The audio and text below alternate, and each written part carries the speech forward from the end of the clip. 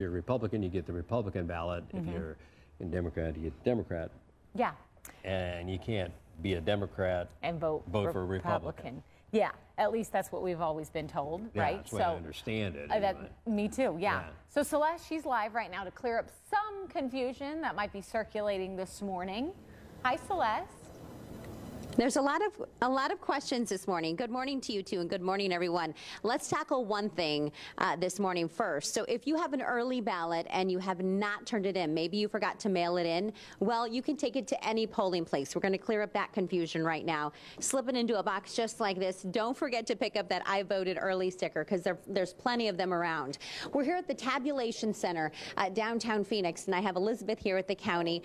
Elizabeth, thank you for your time this morning. You work here at the county. You've been out and about this morning, kind of checking out some of the, what have you seen in terms of some of those, you had a run-in with some independent voters. Correct. So we're just trying to let everyone know that at these polling places, if you are an independent voter, you will not be able to vote today, unfortunately. You're not eligible to vote in this preference election.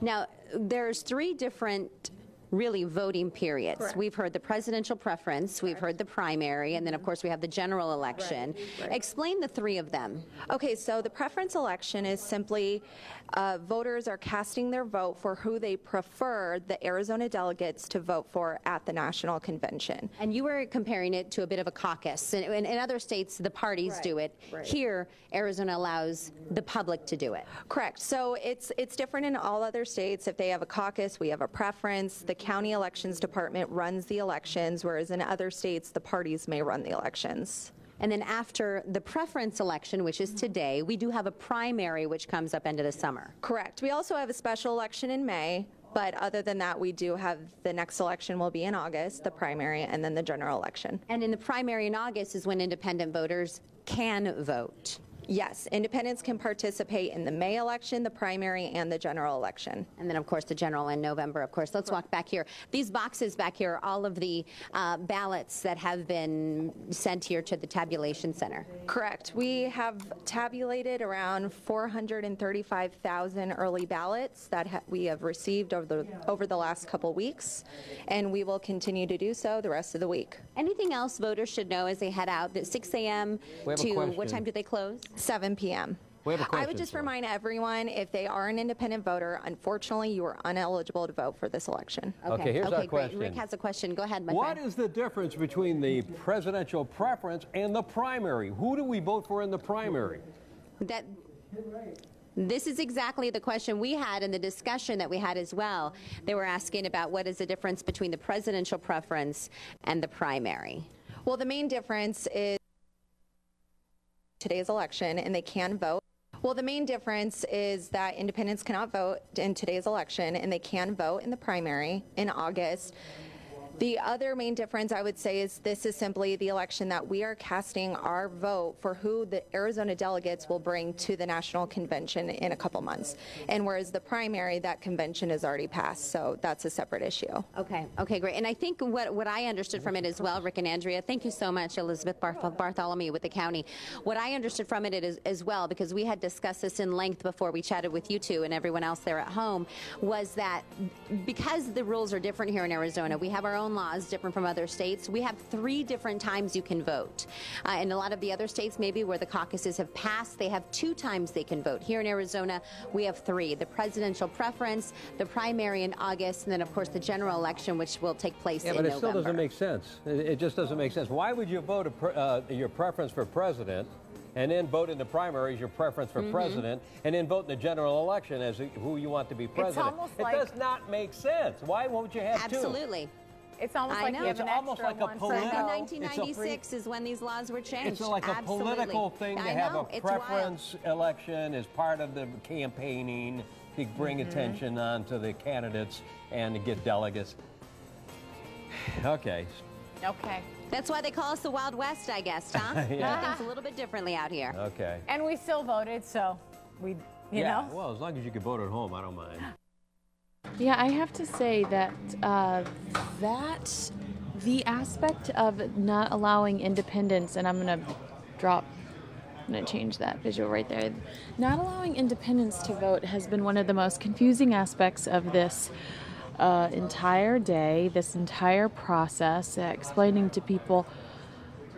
A lot of people are saying they were able to vote. Some people are saying they were able to vote. Some people are saying, you know, they weren't. It's awfully confusing.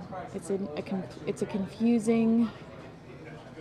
Oh, and here's, I believe that this is from our 5 p.m. broadcast, and this will take us right back into that subject. This is actually Troy's coming up, so I'm not going to play this video for you. What video we're going to play? From our 5 p.m. broadcast of voters complaining of the lines. There's so much that's going turning into a on. major story. I think that's the story of the day. I mean, 200. I think Fire it was Schmeier. 200. There used to be 200 locations available that you could go to vote at. Why would they cut them down to 60? Do we have any answers? Well, two things. Money, because it's cheaper to do. That's number one. But number two, actually, probably number one would be the amazing popularity of absentee ballots. I mean, they've exploded. So they just assumed people would rather stay at home, send something in the mail, or just kind of show up and drop it off. We dropped the ball when it comes to voting this year, in my opinion. You shouldn't have a 2-hour wait to vote. Well, and why wouldn't was this a decision that was made quite some time ago, or is this a decision that was made recently? Because when you have, I mean, the headlines coming out of this election are the many millions of people that are watching these debates, and I realize it's for entertainment value, but a lot of people are really they've got these powerful candidates this year like Bernie Sanders and Donald Trump that have a really grassroots. There's a lot of interest. Yeah. And I don't understand, like, why would you make that decision? I would imagine that decision was made probably after the last election when they saw how many people were using absentee ballots. But at the same time, I don't know how nimble they could be. So let's say that it wasn't even that long ago that, well, I guess you're right, the debates were highly rated. But how do you predict how many people are going to come out to vote? And let's say they even knew after New Hampshire or Iowa how popular it was going to be. My question would be, could they turn around that quickly and hire all the people they need? Because these are like temporary hires. It's not like these are people who are staffed. Oh, really? all year round. I also thought, and maybe it's just from watching these throughout doing News Now, watching some of these other states that do this. I thought that the candidates could provide volunteers, and I just know that some people were allowed to wear gear while working, some of at these voting places. So they're actually employed people. Yeah, they pay them, and they bring them in. And, I haven't voted in person in a long time because I'm absentee and I'm independent, so I couldn't vote on this election anyway, which I think is a whole other issue. I've just been talking about that. Yeah. They'll bring them in. And so, in my polling place, I would walk in, there'd be like 4 or 5. Usually it was, older people who were just hired for that. I think they worked maybe the day before and maybe like a little bit of the day after or something. So it's just very, short amount of time. And they set up the card table and they set up the little voting things, and then they make sure you get your sticker. You got to get your sticker. And they make sure that you're on the rolls, the voting rolls, and you go in and they cross you off. So yeah, it's all temporary work. I think another thing that has been interesting to me throughout this entire election season is Bernie Sanders and Hillary Clinton they make a huge point out of, they say that I guess the Republicans are trying to stop people from voting. Suppress the turnout. Yeah, well, I don't even know if it's that, but they say that Republicans make it very difficult for people to vote. And I don't know if that's been true. If I've walked in with just my driver's license. It's not like you have to have like three or four different ways of proving your identification. Right. And the only thing that I'll say about that is to think, and maybe I'm just naive, but I've been around a long time, to think there's some massive conspiracy out there of, and these Republicans who run our polling places. Arizona's a very Republican state. Let's not kid ourselves. And Maricopa County is extremely Republican. Pima County not so much, or Coconino. But they sit there and they like wring their hands and say, okay, so this year we're going to cut down from 200 to 60. Yeah. And so we think the Bernie Sanders people will probably run away. Yeah. Or we think the John Kasich people will probably not want to stay in line. They'll get bored easily. Yeah. Yeah. No. So I saw that on Mark Martinez's Twitter. He talked to a man that had waited in line for 3 hours, and that man did say he felt like it was a conspiracy. The man did say he felt like it was. I think conspiracies are tough to pull off. Right. And usually you get busted when you do. Yeah, Because absolutely. conspiracy, you have like multiple people involved, right? And nobody can keep their mouth shut these days. So I don't So know. it's just to me, an it's- error, you think? I think it was a miscalculation. Yeah, I do. I think they probably they thought the voter turnout wasn't going to be as great as it was, and they also thought that more people were going to be using absentee ballots. And maybe us as the media, I know at least to this station, we weren't doing a ton of reporting about how long the lines were. Maybe if we were doing a better job on top of that, we could have gotten the word out earlier to a lot of people Right. saying, hey, look, I know you want to go after work at 5:30 to vote, but you probably won't, or if you go there, it's going to be a line around the But block. everybody in your building is having the same thought as you are. Right, and way more people than you expected, and maybe we could have done a better job. This is me second guessing ourselves, is to get the word out that there are only going to be 60 polling places. Now I remember reporting that, and I remember in the back of my head thinking, well, it doesn't seem like all that Yeah, many. is that a typo? No, I knew it wasn't a typo, but I was like, oh, you know what, So maybe at that point we should have gone, hey, wait a second, everybody. The polls are going to be open, but we only have 60 polling places. And keep in mind, a lot of people that were independent showed up and attempted to vote. And we've heard different stories about some people were just handed something and because they didn't want drama, and then other people were actually turned away. Celeste Rodriguez did a story for us this morning where they stressed independents cannot vote here. But imagine if they could, how many people actually would have shown up. Because I would have loved to have voted too, Right. but I'm an independent, so I couldn't. John Hook, we were talking in the studio during the 5 o'clock show, and I didn't realize this, but he says independents are the largest block of voters. Wow. So independents, I would imagine, then Republicans, and then Democrats. So yeah, the largest block of voters in this state were disenfranchised from this election. And I think that's crazy. That is crazy. And do we know why that is the rule? Do we know how that? Somebody told me that they think it's the parties didn't like the fact that somebody who could be a closet, let's say Republican, could go in and vote for like the weaker candidate in the Democrats. You know what I'm saying? I know, and just who's thinking that way? This is not an episode of Dallas. Like, we're not trying to sabotage the other, No. And I think what you get, and it makes me angry when, and so as a matter of fact, a colleague said it to me today, oh, you're just one of those independents, you can't make up your mind. No, that's not it. It's just I refuse to be placed into a box of this is, I more identify with this. I have a lot of views that belong to one party, and I have a lot of views that belong to another party. And sometimes the candidate from a party who I may identify with more, I just don't think is going to do a good job. Right. And so I identify more with this party.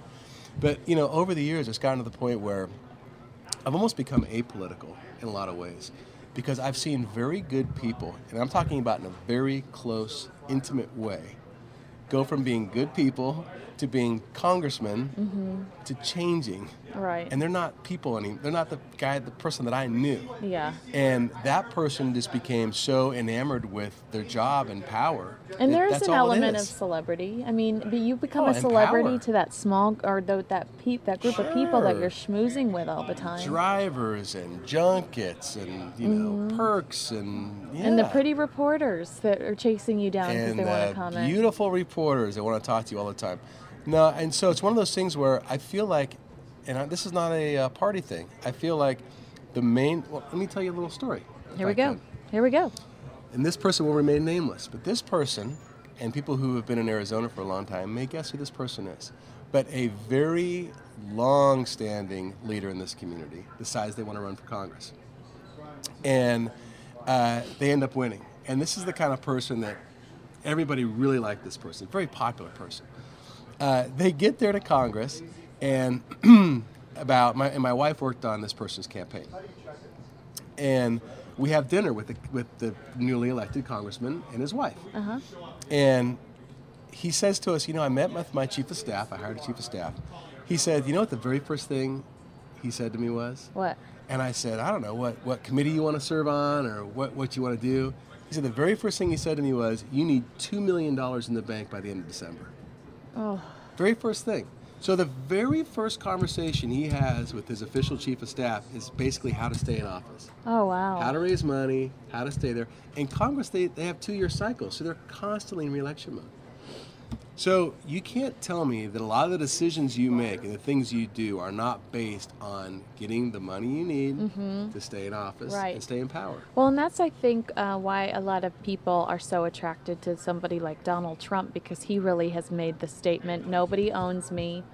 And when they've thrown it in his face that he has, helped Hillary Clinton's campaign specifically, he's donated to Hillary Clinton, he explains that a lot of his business, that was a business decision, because when you schmooze somebody like the Clintons, they can make things happen for you. So it really is interesting. You and I think your bets. Right. You know, I think the owner of our company had said, I think maybe it wasn't the last election or the election before, but it was kind of a big uproar because it was reported that Rupert Murdoch had given a lot of money to Democrats and Republicans. Right. You know, and Rupert's a smart guy, and he's probably thinking, well, you know, I might need so-and-so, and, you know, spread it around a little bit. And you're thinking, what, the guy who owns Fox News is giving money to Democrats? I think a lot of businessmen do that. Right. Well, and that's I think it's common sense, but when you hear somebody on that platform that now wants to be in that position explain it to you, it kind of opens your eyes. Yeah, and basically... And I do think he's going to need the help he's going to need people's help if he actually does get the nominee. Why? I don't know if he can continue to self-fund. I mean, he said he would spend $1 billion. I wonder how much he spent so far. Well, we know he has not. I mean, I've actually seen some of his commercials running here, but I know he has not run a lot of commercials. A lot of his content is just viral. He makes Instagram videos. Maybe 100. Would 100 million be way high? Because think about, there are a lot of logistics, and he is paying for these rallies. Well, I've wondered how much he spends on these rallies, because the security is crazy. The venues have to be expensive. I also imagine he's not getting a deal when he's calling 48 hours in advance saying, I'd like to book this place, because we hear about this. Wait a second, the guy, all he does is make deals. I know. He makes the best deals. But I make the best deals for where I am. Your Clinton impression is way better, by the way. I don't even have a Trump impression. But I would love to know how much money. China.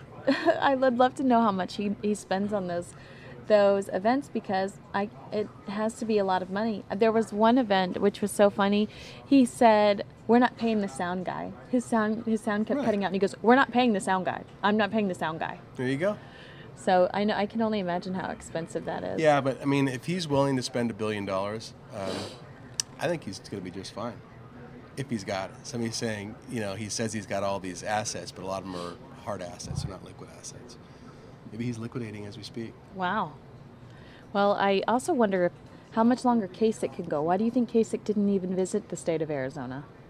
Oh, because he knew that he was a non-factor. I still think, you know, and I brought this up, and everybody's kind of poo-pooing it. I think he may be the running mate. He may be the VP. Yeah, well, think about it. He's kind of a normal guy, right? I think Cruz is kind of out he's there. So normal. He's the most normal. Right. Now, and Trump's out there, let's be honest. Some people really like that. But Kasich's kind of a normal guy, and could he deliver Ohio? And I'm telling you, you know, people talk about Florida a lot, but Ohio is so key in these elections. So if it's that close between Trump and Clinton in Ohio, and you've got Kasich on the ticket, and that's enough to lift you up, people have talked about the New Jersey governor, Christie. Yeah, you can't have two guys like that. I know, but at the same time, I thought there's got to be something in it for him, because he's really put a lot on the line. Attorney General. But there's got to be something in it for him, because he's put so much on the line. He's taken so much criticism. He's become a joke. You know, a meme standing behind him. You know, the meme of him standing behind him making all those faces. He didn't have that weird look on his face. You know, what's not fair though is, I mean, how many times have you you know, it's had like an off day, or, you know, you're not feeling very well, or maybe you're just kind of spacing off, and, you know, who knows what that look was. But it was weird. And it was photographed, and it was caught. A million times. A million times. Yeah, but I imagine, and the same goes for Ben Carson, because Carson's taken a lot of criticism for jumping on that train, and Carson's spending a lot of time with him, and he's becoming a bit of a joke. So, well, he said some weird things too about pyramids and grains, and well, bless his heart.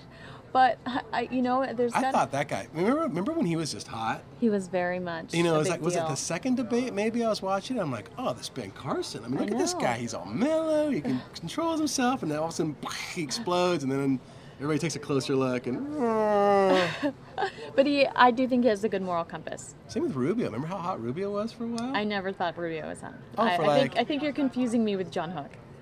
No, Rubio had his like week and a half. I think it was after second place in New Hampshire.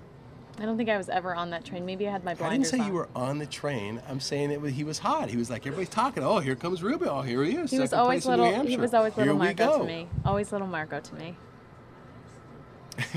When Trump was making fun of him for sweating. You know, it's wrong to laugh, but that was pretty This funny. has been. Look how he's sweating. He's got a problem. What's his problem? I got to work on my Somebody get him a Trump. glass of water. Somebody get him a glass of water. Yeah, I will say that even if you aren't a political person, even if this is not up your alley, I think that this has been such a fascinating It has been interesting. election to watch, to cover, and I do think that it's going to be something that's studied in school. I mean, I think what the most interesting thing to me now going forward is to see if Donald Trump can transition. I know we just had a speech. Was it last night or the night before? It's where all he blending used the together. teleprompter, Where and he's he was kinda amazing. starting to mellow out Yes. a little bit. And can he transition into more of a statesman Yes. than a guy who throws Molotov cocktails all the time? Well, you know what? I think that teleprompter, having him on, having him have talking points versus just poll numbers in his hand is a very impressive. Okay. Carry one on? Yeah. Oh, okay. She dying to get on? Yeah. No, you can't. I mean, I'm really popular. Before you Apparently leave, so. why don't you give I me had to some- beg her to come on here too. I'm like, look, I really want to. She's like, I don't know. So I just come and sit down. Well, you are my favorite guest. Oh, thank don't you. ever let anyone tell you otherwise. Before you leave, will you give me some thoughts on this fire, this Phoenix fire? You've seen a lot of fires. You've been have. covering these types of things for 20 I years. have covered, let me see if I can count, maybe 20 of this exact fire. And so, And I was like, why do these things keep burning? What? That's my thought. Well, did it have a little bit to do with the weather today? Because it's been windy. This is an unusual time of year to have one of these fires. These are usually summer fires for us. Wow. Just because the heat makes everything, that much easier to burn Right. for whatever reason. But these recycling centers serve a very important function. Let's not, say that they're not important, because they are. But for whatever reason, about 2 of them a year burn. Right. And once they burn, they're just boom. I mean, they're just gone. Absolutely. There's nothing they can do. And so you talk about hundreds of thousands of gallons of water. You talk about resources that are pulled from all over that area, firefighting resources, which we pay for and they're there. But, it's kind of like, who knows what would happen if somebody had a heart attack and everybody's over there, And for these same things to happen over and over and over again. So it makes me think, maybe the margins are just that small on that recycling business. They can't afford some sort of a fire suppression system or come up with something. Yeah. Because these aren't like little tiny fires. Absolutely not. Yeah. You know what I'm talking about, right? How many of these have you seen? Since I've been here a year, I've probably seen 5. Right. And maybe not recycling center fires. Yeah, but but usually I'd say it averages about 2 a year. And so those are my thoughts on that, And just look at the air pollution. Just that awful you just plume. walk outside and you can see it, you can smell it. This has been going on. We've been covering it since about 4:45. It's almost 7:40. How long do you think it takes to completely Tomorrow take out morning this? on our morning show, what we're going to have is video of somebody now mark my words, you're going to see this. You Somebody can in a big tweet tractor. him, Troy Hayden Fox 10. In a big tractor, like a front end loader, is going to be cruising through there, grabbing stuff and dropping it soggy, gross paper, all burned. So, like I say, it's kind of like when you have a campfire. They say to douse it, stir it, and douse it. So right now they're still on the douse and the burn. Yeah. Tomorrow morning, they're going to stir it, and they're going to douse it again, and it'll finally be out. We come in here, we come in the office, we work 8 hours, we work 8 hours, and then we have our lunch break. When you're a firefighter, how long if let's say they got there at 4:30 or 4:45 and we started covering this, is it the same men in uniform right now at 7:40, or do they switch out? What is that system there like? may be some of the captains and things may still be on this fire, but the one thing that Phoenix Fire is really good at, and probably all fire departments, but especially Phoenix because they work in this heat, is rotating the men in and out. Good, yeah. I do have experience in those turnouts. They're very heavy. It's kind of like a really heavy winter coat. And so imagine you're in the heat, you're carrying not only that coat, but you've got a 40-gallon, oxygen tank, and you're pulling these hoses. Like earlier today, we saw there's two-man teams on these hoses. Right. That's how powerful the stream is. Wow. So you're fighting the hose, and a guy behind you's got the hose, so it's not like shooting out of your hands. Right. And you're down there, moving it around.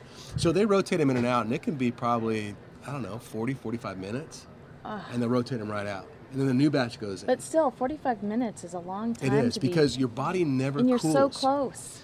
Your body just progressively gets hotter and hotter and hotter. And I went through a bunch of drills where we were up right in these fires and then crawling and doing all the stuff that you have to do. And it was really the hottest I've ever been. I almost passed out. I'm glad you're okay. I am okay. I'm glad you lived to tell the story. Well, thank you. You're my buddy. Thanks for coming and spending a few minutes with me. I'm going to play Should Carrie's. I call I'm Carrie going to Lake? play her video, and while I play her video, I'll let her get situated. At Troy Hayden Fox 10, if you have any questions or comments over the things we discussed, and also Troy Hayden Fox 10 on Facebook. So hit me up. I've got a few minutes. Yeah, and he See. responds. He's very friendly like that. And we're going to watch this video in regards to election 2016. We had massive turnout for the primaries in this state, and lines that were, some people said 2 hours long, wrapping around city blocks. There were fewer places open to vote today and a bigger turnout. About half the polling places that we had from 4 years ago on the primary, and it's a big day. Delegates at stake for the Democrats and Republicans as we decide who the nominee will be from each party. Mark Martinez joins us live now with the latest on this. Mark, big election day in Arizona. In this election really counts in the primary. Yeah, the big story right now are the lines at the polling places in Maricopa County. I just talked to a man who waited 3 hours to vote. That's because there's 70% fewer places to vote this time around than there were in 2012. Take a look at this line here. This wraps around, we're at 3rd Avenue in Fillmore. This line goes all the way down Fillmore, wraps down around 4th Avenue, all the way down the corner. So we are seeing lines like this all over the valley. We talked to a lot of voters who say they are frustrated with these long waits. Voters trying to cast their ballots in today's presidential preference election running into long lines at Maricopa County polling places. Some lines so long people had to leave before they were able to vote. Well, I came down to vote. I work downtown, and I see the line, and I think it's ridiculous because I don't have time to stand around for hours just to vote. And I went to the polls at 10 after 6 this morning. I thought the lines were long then, so I'd waited. So this is your second try? This is my second try, thank you. Voters at this polling place in Glendale waiting 2 hours on average. Some people, though, said they were happy to see such a big turnout. No, I'm very satisfied with how long it's taking. That means there's a lot of people voting. That means there's a lot of people putting the word out there. That's really important. So the more people, the better. I wish there's more. I wish this line would be 2 hours. Maricopa County Recorder Helen Purcell told me her office is looking at ways to try to alleviate the problem in the next 2 hours. Should we have some things, should we have polling places that were not quite as crowded, but we have sent out extra equipment, extra people to try and alleviate the problem. We've done as much as we can today. And we have just been told that over at 7th Avenue in Glendale, the polling place there, they actually ran out of Democratic ballots, and the elections department was rushing more of those ballots over there. We're not sure if that problem is happening here, but again, it seems to be a lot of frustration with the fewer places to actually go and cast your ballot in this presidential preference election, you guys. I got to tell you, this is a debacle, Mark. I mean, it's not like there haven't been more elections in states before us. The county recorder's office should have seen the turnout, which has been high in other states, and been prepared for that, not cutting things back.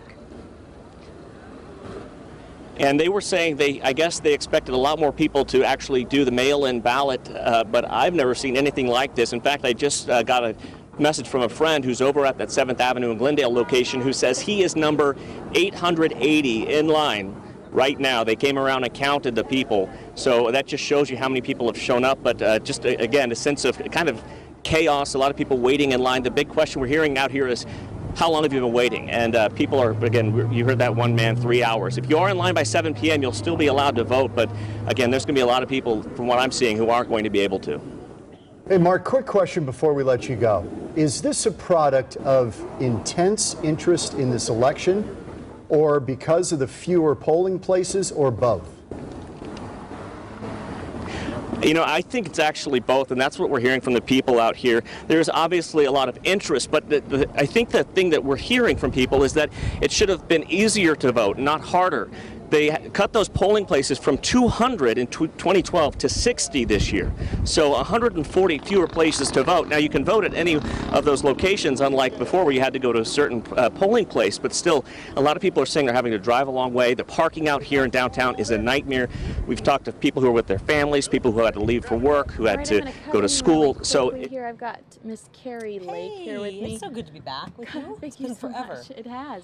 And I'm heading to foxnews.com right now. We were just watching the story with Mark Martinez. His Twitter has been amazing, by the way, Mark Fox Mark's 10. been great. He's one of the, I'm not just saying this because he's a great guy and I like him. He's one of the great reporters that this town's ever seen. Right. And he's a nice guy on top of it. That's perfect. But I am so appalled by what happened at these polling places in Maricopa County today. I mean, I had somebody on my Facebook page say he waited an hour and a half. He had to pick up his daughter and he couldn't wait anymore. He didn't get to vote in this election. No. The disenfranchised voters. And for them to say, oh, we didn't expect this many people, that's inexcusable. Yeah. Because if you're working in elections, and you know, if you don't really follow elections all that closely, I can see going, wow, I'm surprised about this turnout. Right. But if you work for the Be county over-prepared. recorder's office, you work in elections. You follow these things, and you've seen the pattern from state to state, record turnouts. We're going to have massive amount of people who maybe have never voted before or haven't voted in years show up. You got to be prepared. You don't cut the amount of voting in polling places by 70%. You, if anything, keep it as is and make sure you have extra people on hand. Well, and what I was saying to Troy was, why wouldn't, aside from the other states that had a high volume of people coming out and voting, why wouldn't you look at the excitement associated with all of these debates? I mean, it's been record-breaking viewership for these CNN, Fox News debates. Right. And why? And just the demand for people to watch those online, as well as actually tuning into cable news to see them. Why wouldn't you just assume that there is an excitement? I mean, the Trump rally, the Bernie rallies. There are so many bodies coming out for these people. You've got frustration, anger. When you have that much emotion, you have people who are willing to go stand in line. Now, should they have to stand in line 3 hours? I don't think anybody should. Not in this country. No. This sounds archaic. This sounds like what you might see in some third world country. Right. But it does show that there's a level of excitement. I feel badly for the campaigns that came here. The last minute swing throughs. This last week, we were the center of the political universe. Right. Everybody was here. Bernie Sanders was here for so long. He got the crowd ready to go. They showed up to vote, and then they're waiting 3 hours, or they have to leave to go to their job, and they can't do it. You know, I feel like for these candidates who did the last-minute swing-throughs in this last week, it might have been all for naught, because if you're losing these last-minute voters, that's who you're kind of after. Right. You're not after the people who voted early. They're already done. Right. They've made up their mind, their ballots sent in. But if you are after these people who are last-minute voters, who you might have been able to sway to your side to show up at the polls today and have to wait, I wouldn't wait 3 hours. I mean, I really respect and value the honor that we have to vote. You know, Right. it's one of the prized rights we have, in my opinion.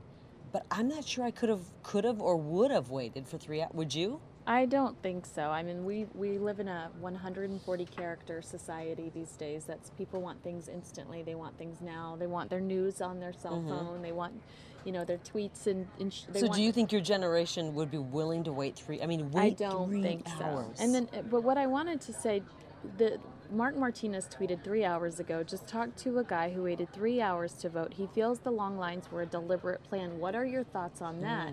Do you think that, I mean, we had protesters that tried to shut down streets to not allow people to watch Donald Trump speak live. I mean, do you think it would be as vicious There's some sort of as a deliberate plan? You know what?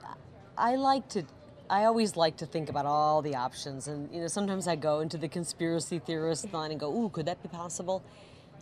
I think it is possible. I mean, I'm not saying that's what's going on here, but there's the establishment on the Republican Party, and there's the establishment on the Democratic Party, and Trump is not part of the establishment, and there has been an incredible movement like we've never seen in our lifetimes by the establishment, elite Republican Party, to try to keep that segment down. Right. Basically, if there's a way, if there's a will, there might be a way. Absolutely. And I think also on the Democratic side, Hillary Clinton is the establishment Democrat, and Bernie Sanders has given her a royal pain in her behind. They're what I don't think it's a secret that they had tried to keep the debates down because they were not confident that Hillary could go head to head with Bernie Sanders or Martin O'Malley. He's an excellent debater. I think, to me, just as somebody who likes to watch a good debate, or I also like to watch a good bar fight, I'll admit that.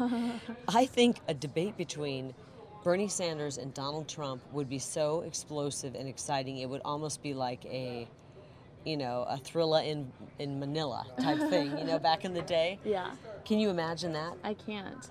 But I do, I can see what you're saying, though, with, we definitely saw an attempt at the Democrats to avoid any sort of weakness, showing any sort of weakness in Hillary. When I think it was originally there were only 2 or 3 debates. Martin O'Malley was outraged. Right. Bernie Sanders was outraged. And it was the Hillary camp that didn't want that. Absolutely. Because, she was going into this whole thing with the presumptive winner. And then all of a sudden this character named Bernie Sanders came around, and it was like, he's getting 10,000 people? Huge crowds. And, the one thing that I thought was interesting yesterday, and I am saying this unbiased, but when you look at the crowd that Bernie Sanders got in Flagstaff, and you look at the crowd Saturday that Donald Trump got in Fountain Hills, and then you look at the crowd that Hillary Clinton got at a small high school. And Bill got a small crowd too, and he was a president. The optics were, well, let's put her in this small high school. And somebody said she chose it because of its historic, it was in a historic Latino neighborhood. That's fine. But I think she chose the small gymnasium that seats 300 or 400 people. They knew they would fill that, and they would still have people going around the block. And I heard so many reports of people saying, the gymnasium or the stadium or whatever, the auditorium was filled and people were around the block. It really wasn't a huge crowd compared to what Bernie Sanders was getting. That's a very good Bernie point. Sanders had that crowd in the palm of his hand, and I think that scares the heck out of the establishment on the Democratic side. We've heard so much about the Republican side. That's been fireworks. But we haven't heard about the establishment Democratic side, i.e. the Clintons, who expected to just kind of run away with this, as they did back in 2008 when they met up with a contender named Barack Obama. Yeah. And it didn't turn out the way they thought. Nope. It's so fascinating. I love politics. It is. There's no soap opera better than the political system. Well, and I do, it's so blatant that the American people want change. They want sincerity. They want rebels, in the sense that I feel like the first person that kind of shot on our radar that we were enamored with was kind of Carson. Oh, yeah. He's interesting. He's new. And then the two strong men left in the GOP are Senator Cruz and Donald Trump. Both rebels. Cruz says he's again. The GOP are like, if you want our endorsement, you need to apologize to us because you've kind of been such a jerk. And he's probably going, no. Yeah. I mean, people are sick to death of the do-nothing establishment that's been there already 8 years. And I know that nobody wants to do anything that will make the president look good. The Democrats don't want to make the Republicans look good. I think people are sick of that. They're totally sick of that, and that's what we're seeing right now. And we're talking. You just mentioned kind of people who are real, authentic. That's what we're seeing here.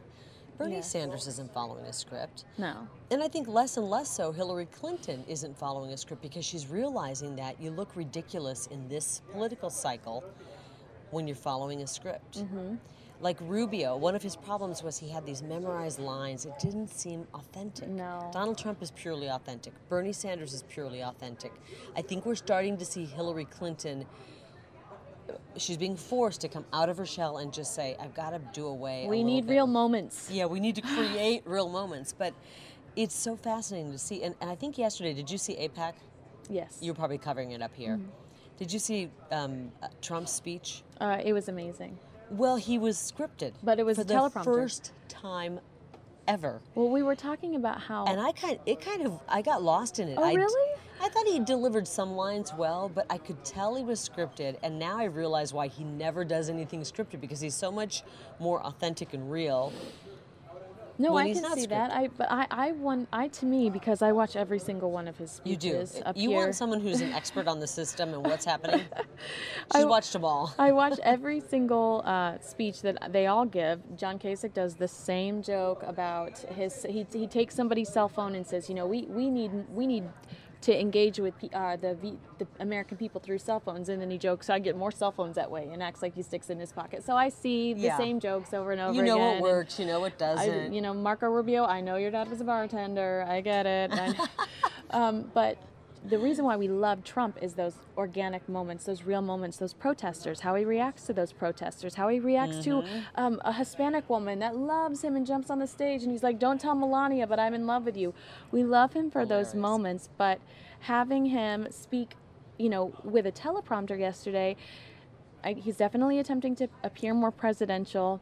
It was nice. That was an important speech. Yeah. You don't want to screw that up. Absolutely. And it was nice to see him stay on track, because as fun as the ADD, I'm polling great here, I'm polling great there, I'm polling great there, get them out of here, take their coats. As fun as that is, it's nice to hear his message. Right. Like from start to finish, I have a plan, here's my plan, this is what my objectives are, I want to protect you, I want to be your president. It was nice to go, okay, that's what's going on in there. All the puzzle pieces together.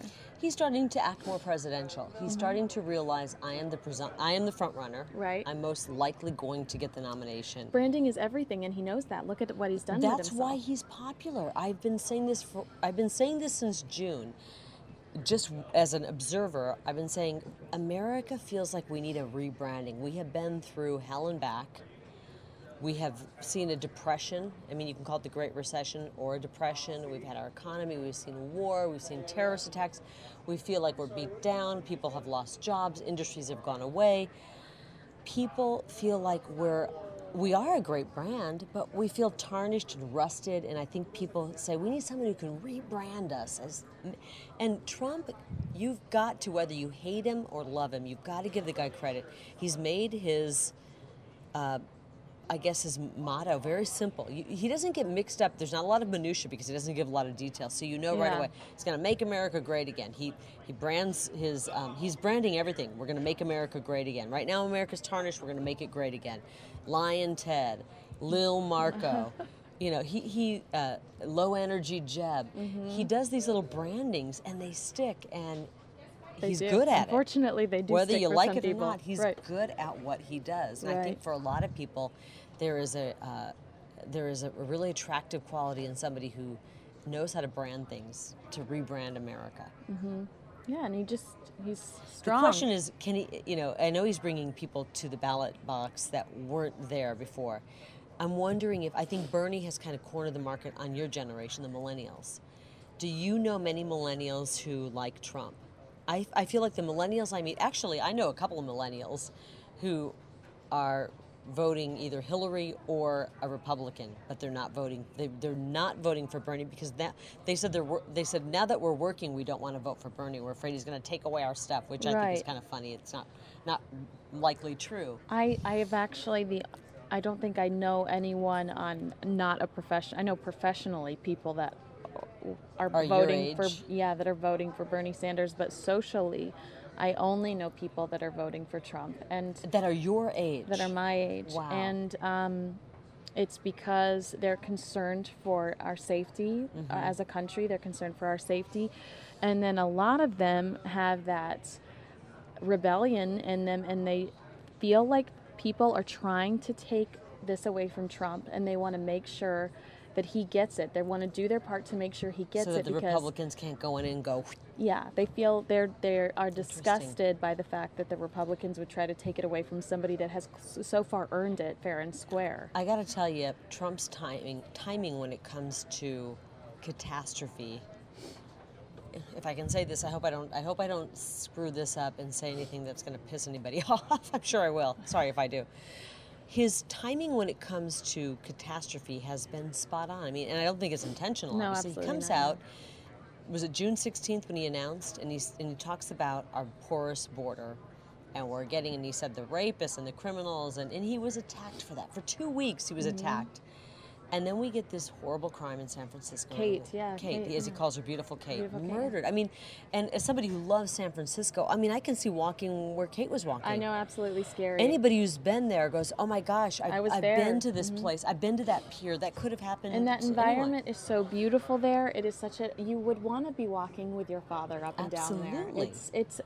It's a terrifying scenario. So all to of a put sudden, yourself in. everyone's beating up on Trump over his comments about, criminals coming across the border, and then boop, everybody kind of shuts up. Yep. And then he goes into talking about, I'm trying to think the next controversial thing he was talking about. Well, I understand what you're saying. Well, he the talked about pattern. the whole, after the French Paris terrorist Well, attacks. he was saying I believe what he said is we should not allow we needed to do a temporary ban on Muslims, and everybody was up in arms. Yeah. And then San Bernardino happened. Then San Bernardino happens. And all of a sudden we're seeing that it's a temporary visa, a fiance visa, and you Well, can't. he talked about also he was talking about the Syrian refugees, not letting them in. Then Paris happens. Mm-hmm. Then he was talking about let's ban, a temporary ban on Muslims. Then San Bernardino happens. Now he's the only candidate who's been hardcore on all the safety stuff, really hardcore, and we have another attack in Brussels. Right, scary things And are we've continuing to happen. got Bernie Sanders, who's expected to speak about it tonight in front of his followers. And I just heard that report. Somebody was saying that Bernie Sanders is going to speak about what happened in Brussels. And I thought, this would be interesting to hear what Bernie Sanders has to say, because you don't look at him and think, this guy's going to be tough on terror. He's going to be tough on, he seems to be pretty liberal, very liberal. Mm-hmm. Where is he going to stand on this? The only one who's been standing really tough on it is Trump. It's true. Yeah, and I think But who knows? I mean, maybe Bernie Sanders will come out and surprise. He has surprised people in the past. That's true, and I hope he does surprise us, because when you are scared, I just remember the way President Bush made us feel after 9/11. Like everything, he went out of his way to make us feel like everything was going to be okay and people were going to pay. Mm-hmm. And maybe maybe it wasn't going to be okay, but temporarily our hearts. We needed to hear that. Yeah, we needed to hear something like that. And I think we want somebody in the White House that makes us feel that way. President Obama came out today and said, I believe his initial reaction was, we need to love all faiths, we need to love all races, something to that effect. I'm putting words in his mouth, but something to that effect. In Cuba, right? Right, and sometimes we're just fed up, and when we want to hear everything's going to be okay and we're going to get them. Well, the criticism that President Obama has, that has been leveled at President Obama, is that every time there's a terrorist attack, he condemns it and then tells Americans we need to be tolerant. And the criticism that's leveled at him is Americans are upset. They're pissed off. They don't want to be tolerant. We just got attacked. Somebody just died, a relative, an American, this or that. We don't want to, this isn't a time to lecture us, be tolerant. Mm-hmm. And so that's what's being leveled at the president. And you can understand when there's an attack, people are afraid. Right. Maybe that's not the best time to say everything's going to be okay is fine, but you need to be tolerant. Might not be what people who are afraid want to hear. Maybe it better would be, I understand that you're afraid. It's really scary to see this stuff. We're doing everything we can to try to make sure it doesn't happen here. Mm-hmm. And I want you to know that. Instead of, you need to be tolerant of all faiths and all people, and you're kind of going, I don't know. I just want to hug. I just want to hug right now. Did you see who did that? Yeah. This is pretty scary. I do think his objective is to have that legacy that, give, peace, a very peaceful legacy, and I can understand that, and I can respect that, and I can appreciate not being a that. warmonger. Right, yeah. and I can appreciate that. I do too. I don't want to keep you too long. I haven't seen any results. We're looking let's get John up here. I know he's dying to talk about the elections. Okay, good. And this just fell out of my ear. So look at that's my electrical cord that fits into my brain. So when this falls out, I am seeing Bret Baier tweeting via Fox News National. Long lines are keeping polls open late. I tell you, I am so are we keeping mad polls about. Open late? Yes, if you arrived by 7, you will get to vote. But the lines were 3 hours, so that means 10 o'clock. We're gonna have results coming in very late. Mark my words on this, because a complete, in my opinion, ineptitude by the people who run the elections. Right. To go, oh, we didn't know we were gonna have a turn. I knew we'd have a turnout. Did you know? I felt it just based on the crowds I've seen at these events. Because thought, you're wow, seeing these are people excited about. These people want to participate. So based on your job following the elections, you could gather that. Now, if you're running the elections, you're hopefully following the elections in the other states. Right. And I mean, I don't know. I'm obviously, I planned parties for P. Diddy, but I don't know how to plan polling venues.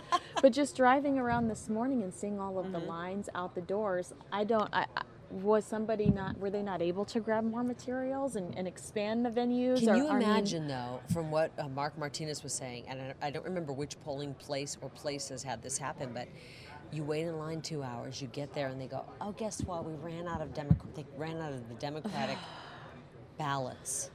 Or, I mean, I would go ballistic. And I don't go ballistic easily. I would be like. Or you get up there and they go, oh, you're an independent. You can't even vote. And we've heard so many mixed stories about that today as well. People saying, well, I did. Well, what happened was if they were gathering that the person was going to throw a fit, they gave them a provisional ballot. Provisional ballots aren't being counted. Yeah.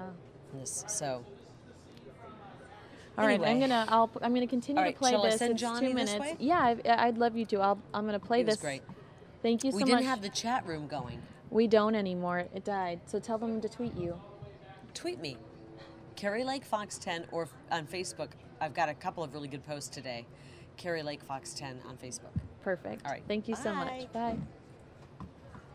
And we'll go back to our 5. People are going to be asked. We're even hearing that the Arizona Democratic Party is going to pursue possible legal action, or at least look into this to see what happened and why we're seeing these long lines. With the ballots running out, if that is indeed happening. You know, you hear about disenfranchised voters. If you waited in line for more than an hour and then had to walk away because you had to get back to work or your kids, you're disenfranchised. You're disenfranchised. Yeah. Mark, thank you.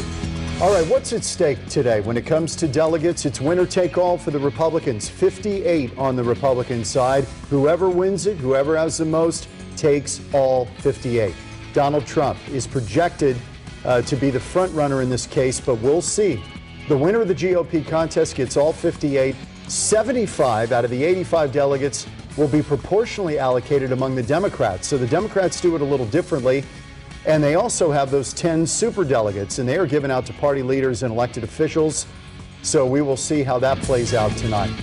When the polls close at 7, you can get the latest results right here on Fox 10. We'll be streaming coverage from several campaign events. Although it could be a little bit delayed with all of these waits in line. Mark was saying if you show up in line by 7, you'll still get to vote, but that could push things back quite a ways. Could delay results. So go to Fox. John Hook. Hey guys. Thanks so much for spending. Oh yeah, good to see you, Kenzie. Me. Hi, good to see you too.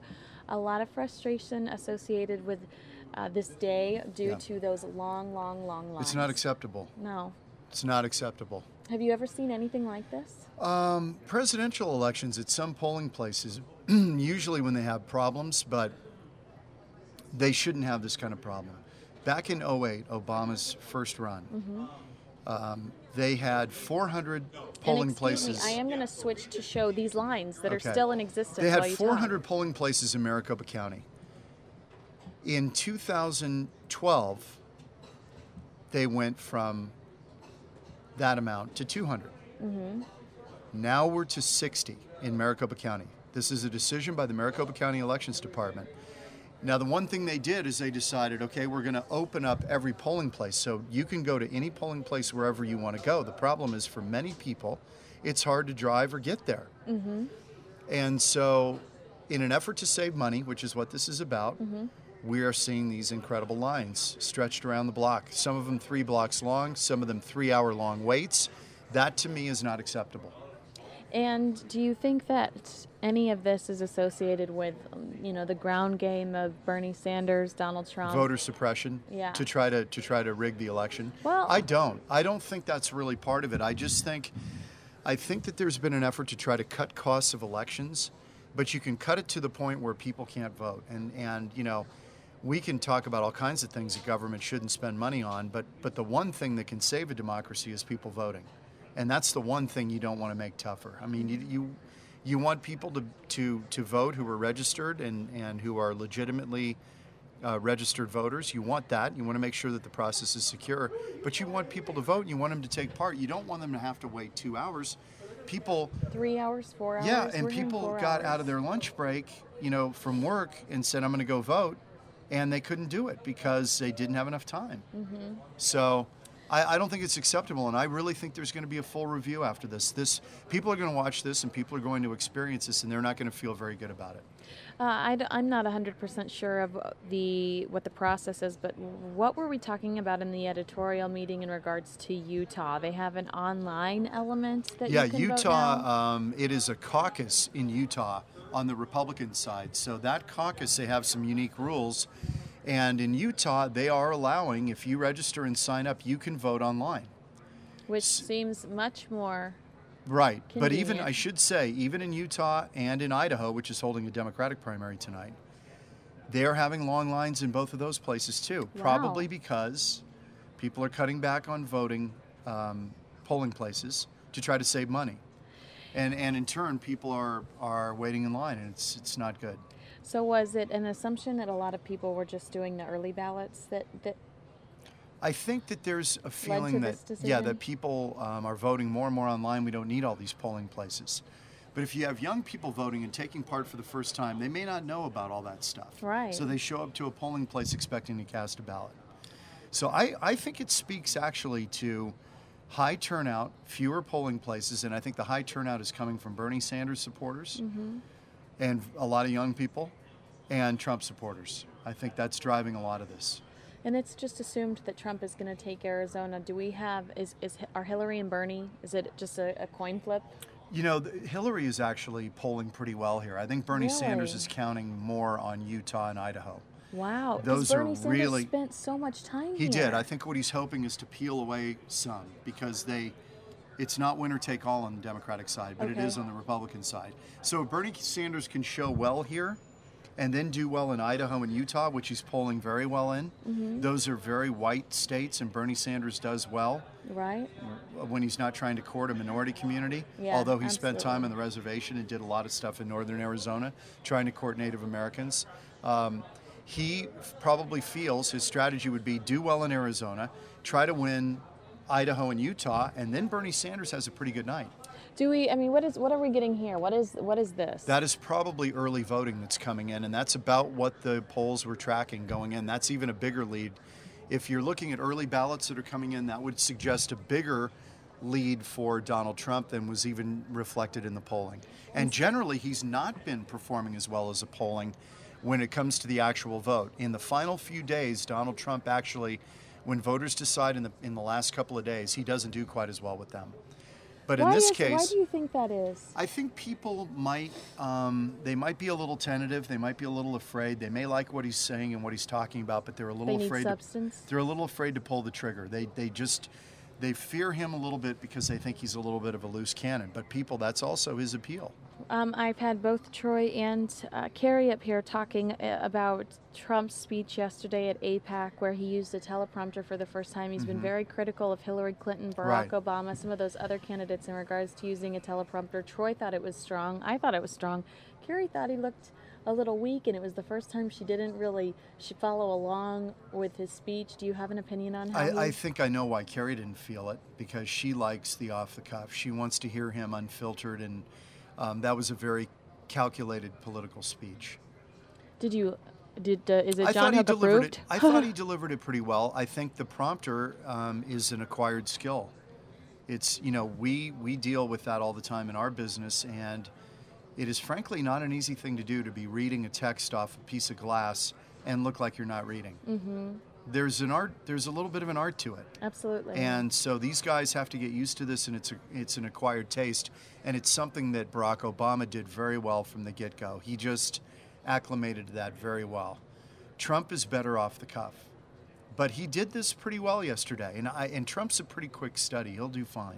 And I thought it did come off very sincere, and I'm sure that was the objective. Mm-hmm. But I thought it was good. I just thought it was so interesting to hear Troy go, "Wow, that was great," and then Kerry was like, "No, I wasn't that impressed." Yeah, I guess the thing with that speech is you're dealing with a very ticklish subject of the Israeli lobby, and it's a Jewish American group pretty much, and big donors, and you've got to be careful. You're walking in literally a minefield when you're talking about Israel, Palestine, Iran, all those implications.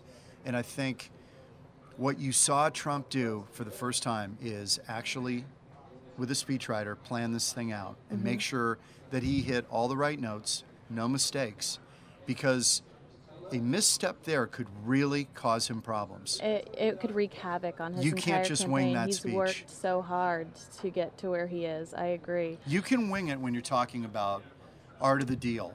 Right. We're going to just win and keep winning. We are going to build a wall. All this stuff he knows by rote now. That speech, he's walking into a territory he's not that familiar with. Well, so. and I think one of the arguments you typically hear, if you are with a group of friends and you're, maybe people that aren't as invested in this world as we are, a lot of times their argument in regards to Donald Trump is, he is a businessman. He will surround himself by people that know what they're doing, because the best people in business, his friend Robert Kiyosaki, he wrote Rich Dad Poor Dad, they wrote a book together. Right. They tell you hire people that are smarter than you and surround yourself with people that are smarter than you. And that's been one of the arguments when it comes to Trump.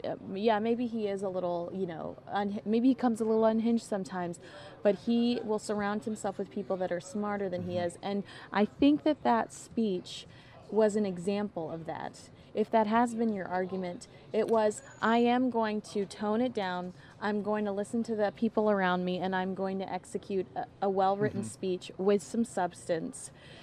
And I'm going to look presidential. Absolutely. Yeah, I mean, I that's think, my personal opinion. Hey, look, the guy didn't get to where he is being stupid. He's a smart guy. He's actually more thoughtful and reflective in the interview that I did with him. I wanted to see if that part of Donald Trump existed, and I tried to find that in the interview. Is this a guy who can step back and assess himself and reflect a little bit instead of just going on the attack? And he did that. And I think you're absolutely right. I think you underestimate him at your own peril. By the same token, there were some eyes that rolled with his selection that has come out now. Right. Of national security people that he's starting to assemble. A lot of these people in the know, are a little bit questioning. They're like, wait a minute, these guys aren't top flight guys. They're second and third tier guys. Wow. And the reason I think some of that, he's not going to draw on Bush people. I mean, when you look around, who are you going to get for national security? You're going to draw on people that George W. Bush had, probably. Those are the people who've been there. They've been in it. But he doesn't want to lean on that because that's not his policy. He didn't, he did change on the war in Iraq. Is that ego? Some of those guys wouldn't work for him, I don't think. Wow. Well, in regards to, he went after Jeb first, and he was probably the most malicious when it comes to Jeb Bush as far as this campaign's gone. He was, and we talked about it in my interview, he caricatures people. He finds their weakness. Lion Ted, low energy Bush, little Marco. He seizes on, it's like a meme. He seizes on it and he puts it in you like a dagger. And my question to him in the interview is, you've done this so skillfully with every one of your opponents in the Republican primary. How are you going to caricature Hillary Clinton? I really wanted to know.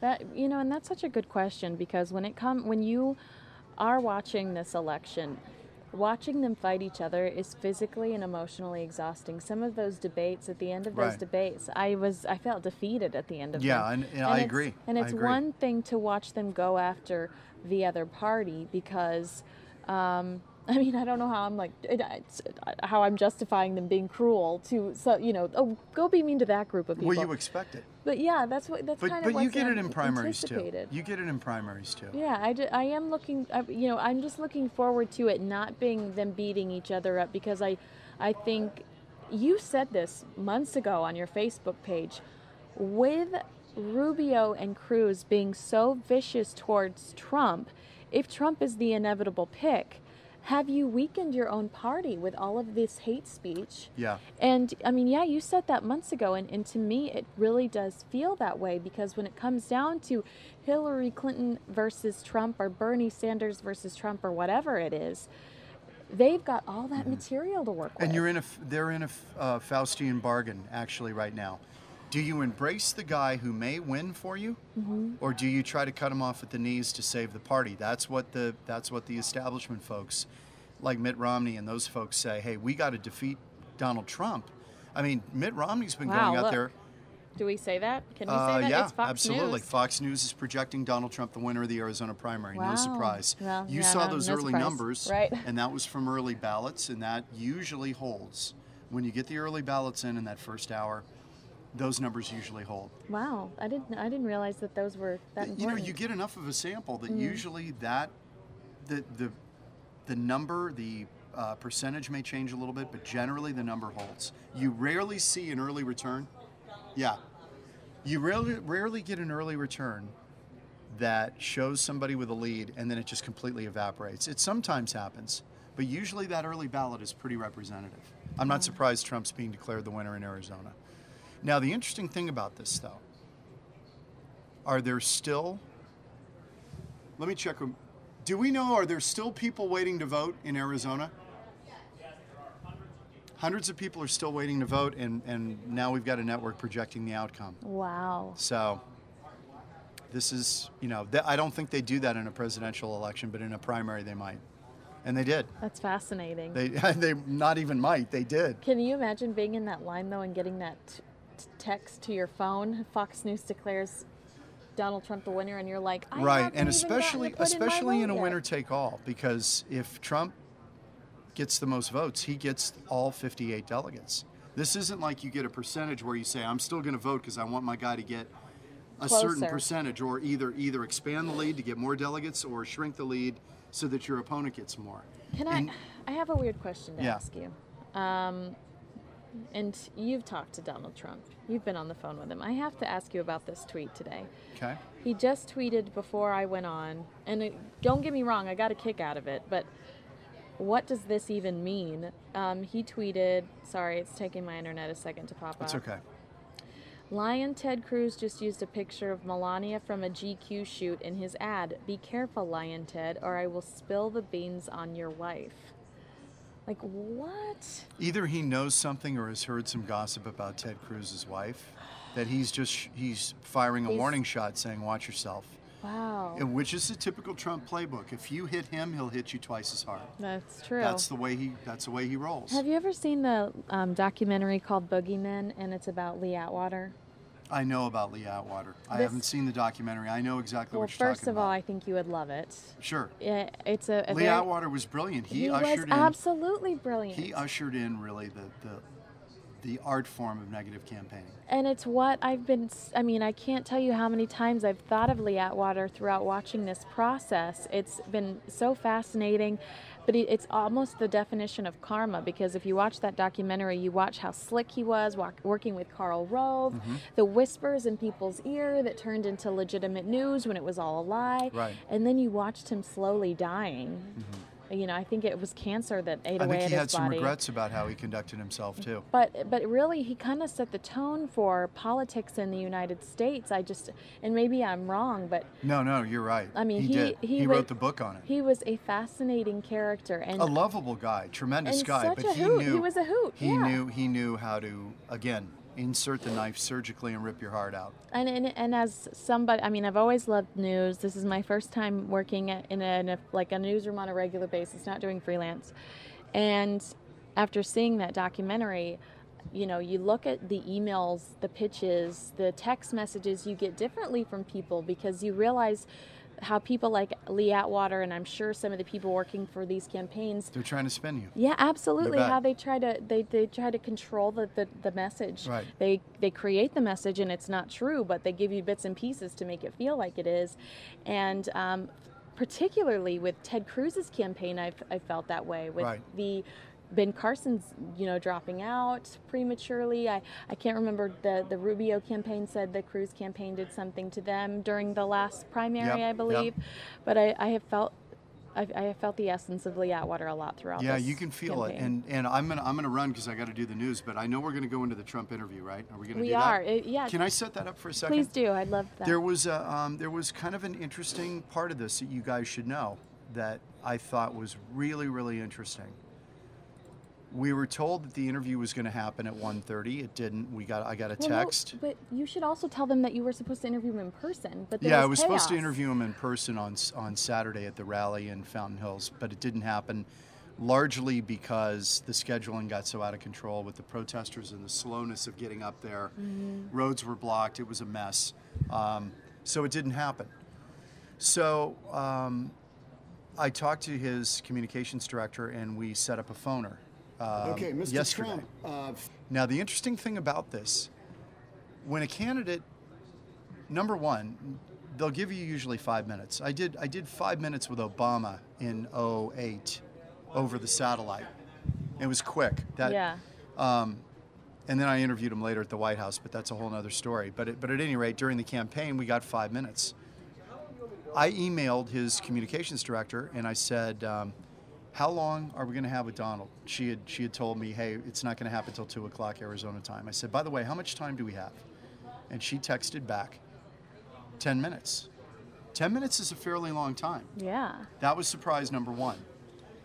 Surprise number two is when the call came in, JD on the desk, John Davidson picked up the phone. Fox 10 Newsroom. Yes, hi, it's Donald Trump. Trump called himself. Wow. He didn't have a handler do it. That's typically what happens. I've got Mr. Trump on the phone. He's ready now. No, Trump called himself. Wow. So when they patched the phone back to me, I picked up the phone. I answer it. I go, John Hook, Fox 10. He goes, Donald Trump. I go, what? I wish. Usually the candidates don't do that. Mm-hmm. That threw me for a little bit of a curve. I thought, okay, he's handling this himself. He doesn't have a handler doing it. And there was a part of that was very refreshing. Right. Very No matter hands-on. how you feel about Donald Trump, that's a little disarming. That's to me. It's it's humbling. He's a humble guy that he would want to. He's not too big to dial his own phone. Right. Take care of it himself. Right. He did it himself. That's neat. I thought, you know what? Okay, so check out the interview. Well, thanks so much for sharing. You got the raw, right? Yes. Run the raw. Yes, sir. I will. Because that's the best stuff.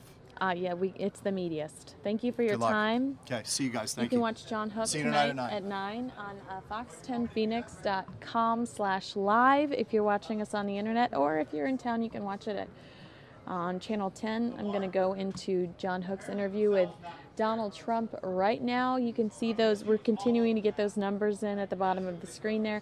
But let's jump into John Hook's interview with Donald Trump. 58 delegates at stake in Arizona. I was kind of looking at the map today, and you kind of need Arizona to hit that number of 1237. Do you agree?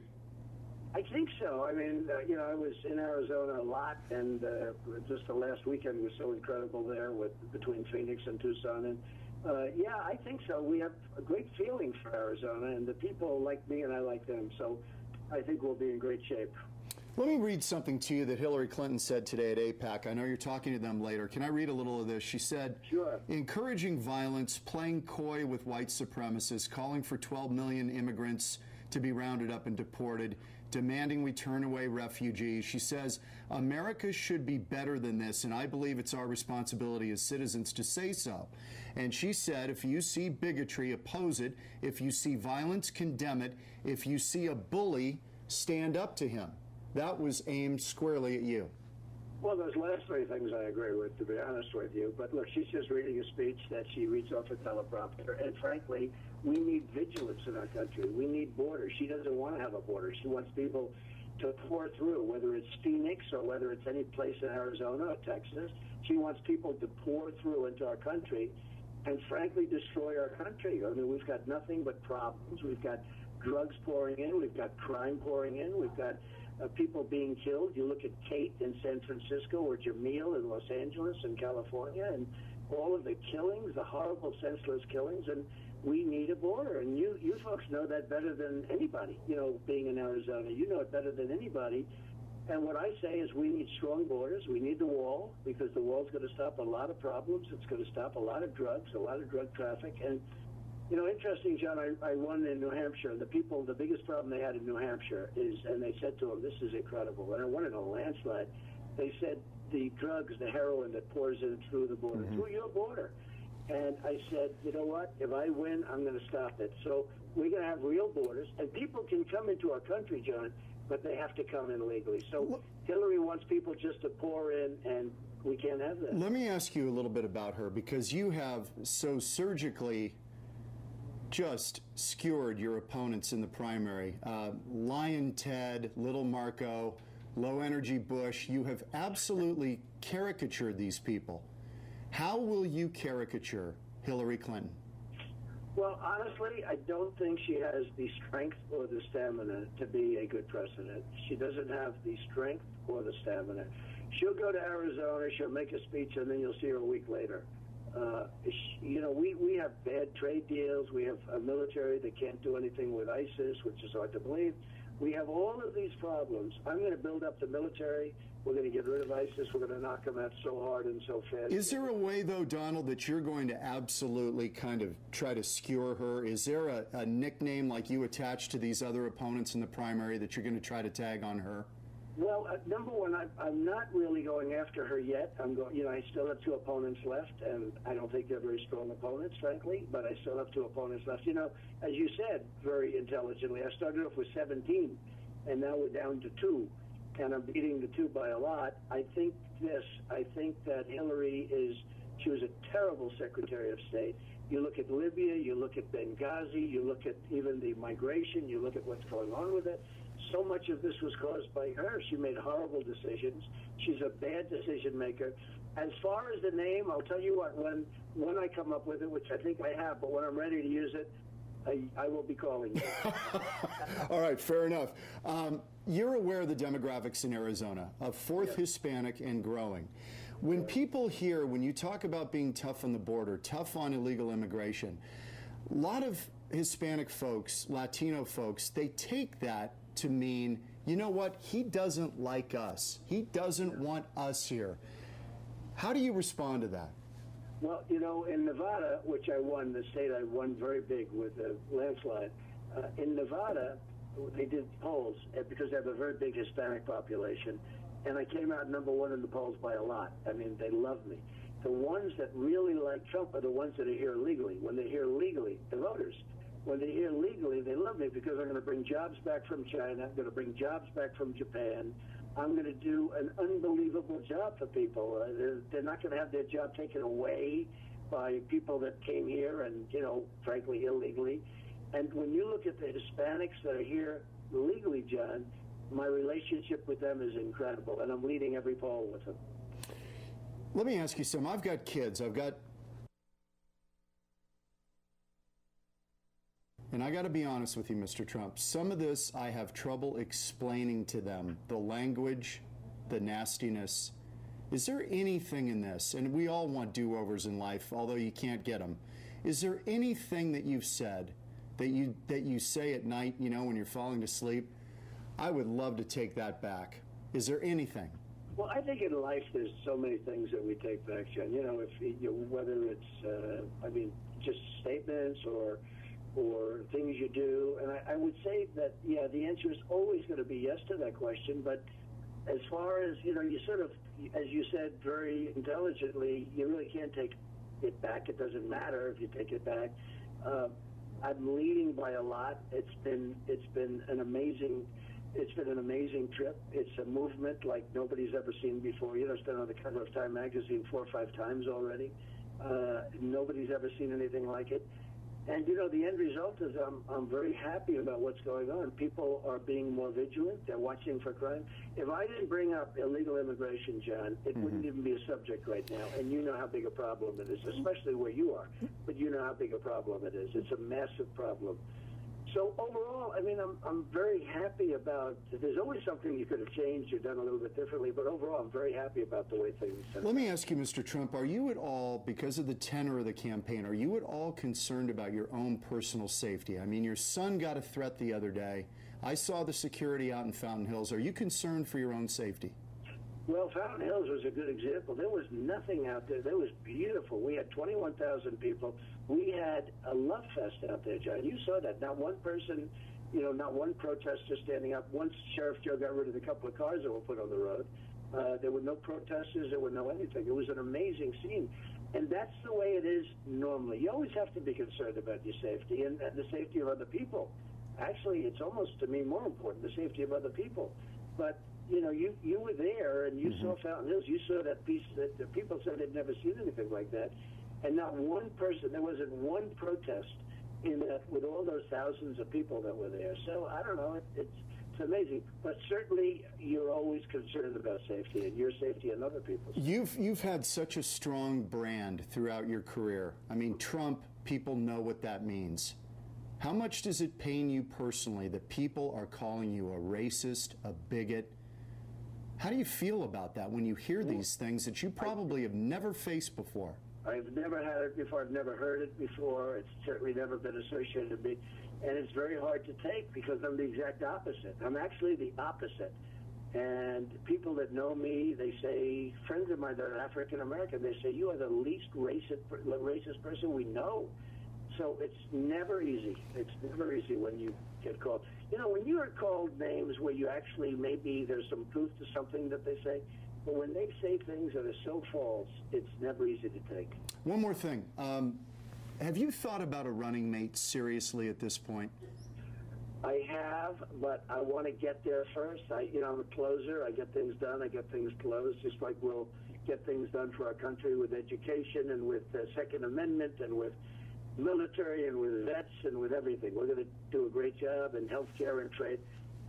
Frankly, I do think about it. I don't really want to make it too public yet. You got a name in mind, though. You've got somebody you're really eyeing. Well, I really have a few people that I think are very good. I mean, they're very talented. Can I throw a name out at you? Yes. Susana Martinez, governor of New Mexico, a woman, Hispanic, tough on the border, highly respected.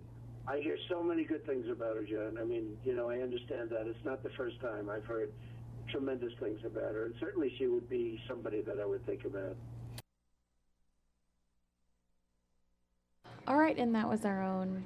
Actually, let me take you back to this fire really quick so you can take a look at what we've got going fire-wise. That was our own John Hook interviewing Donald Trump.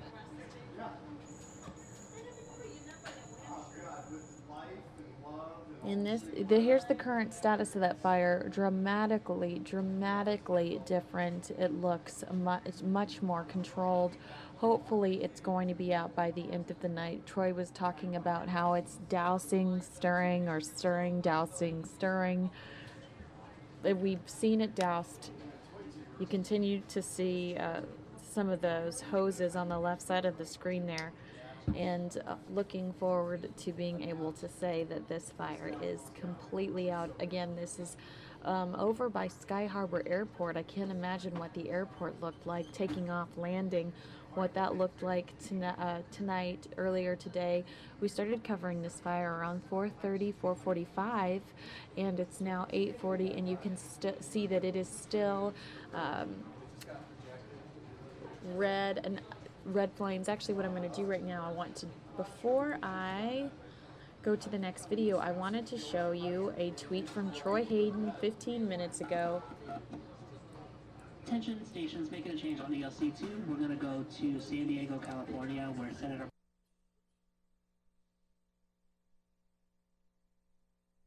You can see that Troy Hayden reporting that the Associated Press projecting Hillary Clinton the winner of AZ. I am getting a live feed out of San Diego of Bernie Sanders.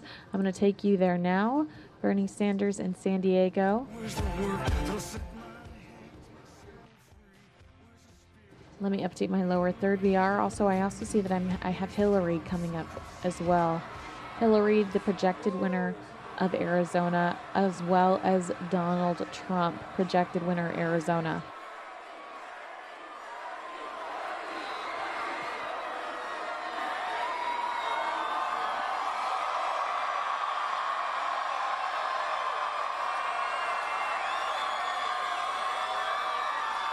Thank you.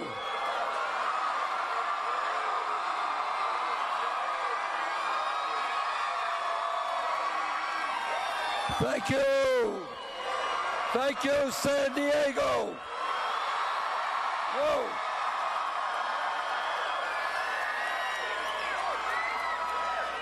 Let me thank all of you thank you for coming out tonight.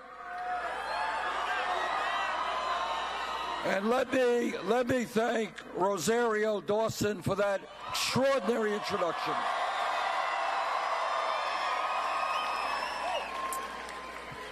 It's a little bit hard to follow Rosario because she said everything I was going to say. The only thing she didn't say, I think, is not only that we have 9,000 people in this room, we got many thousands more in the overflow room.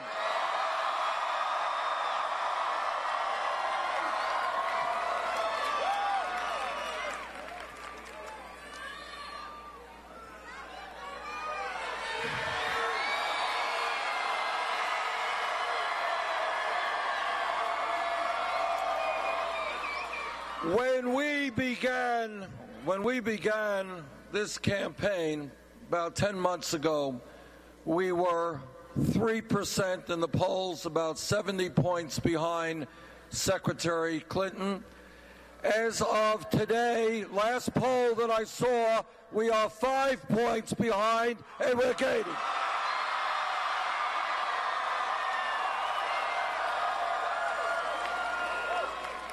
When we began this campaign against the most powerful political organization in the country, we had no money and no volunteers. Now we have hundreds of thousands of volunteers all over this country.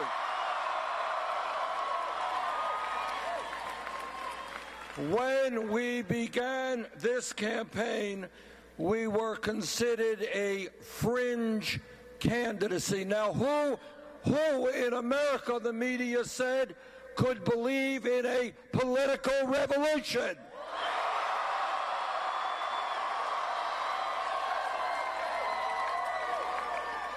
Well, 10 months later, we have now won 10 primaries and caucuses.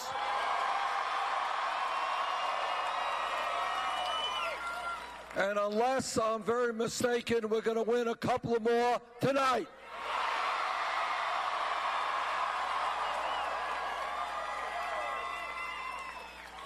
When we began this campaign, we talked about the need for millions of people to become involved in the political process. Tonight in Utah, tonight in Idaho, and tonight in Arizona, there are record-breaking turnouts in terms of voting.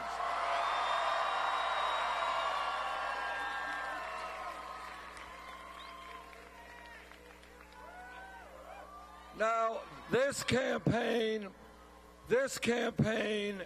is doing as well as it is generating the kind of energy and excitement we're seeing here in San Diego and all over this country.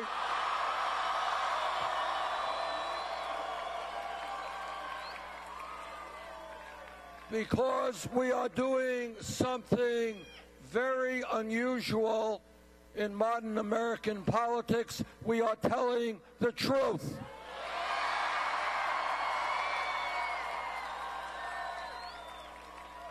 Now, the truth is not always pleasant, not in our personal lives, not in our political lives, but we cannot go forward as a nation unless we are prepared to confront the real issues facing our country.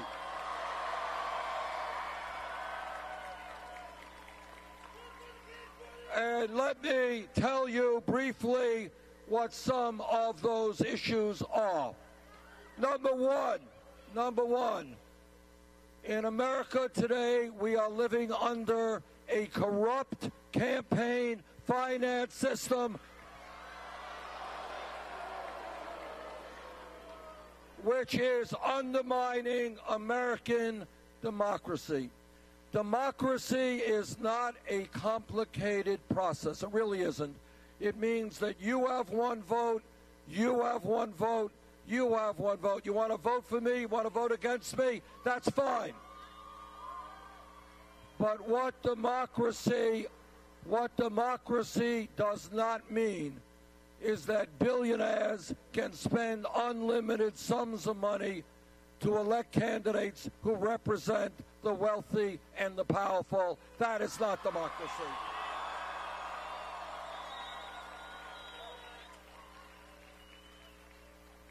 Democracy is not about cowardly Republican governors trying to suppress the vote. And all over this country, what we are seeing is Republican governors making it harder for poor people, for people of color, for young people, for old people to vote.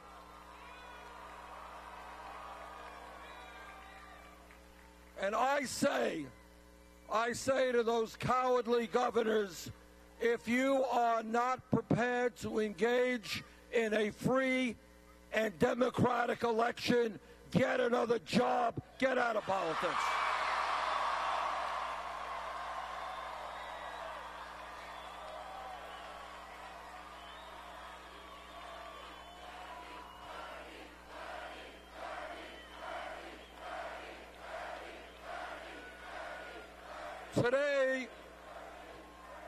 Today, the United States has, sadly, one of the lowest voter turnouts of any major country on earth.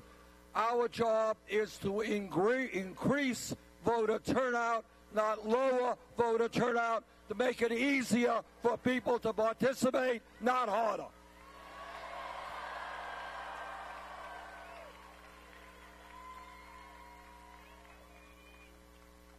But as Rosario mentioned, this campaign is not just about a corrupt campaign finance system which is undermining democracy. It is about a rigged economy. It is about an economy in which the top 0.1% now owns almost as much wealth as the bottom 90%. It is about an economy where the 20 wealthiest people own more wealth than the bottom 150 million people. It is about an economy in which one family, the Walton family owning Walmart, this one family owns more wealth than the bottom 40% of the American people. And what a rigged economy is about is the wealthiest family in this country paying their employees wages that are so low that many of those workers have to go on Medicaid and food stamps. And it is the middle class that pays more in taxes to pay for that Medicaid and food stamps. So I say to the Walton family, get off of welfare, pay your workers a living wage.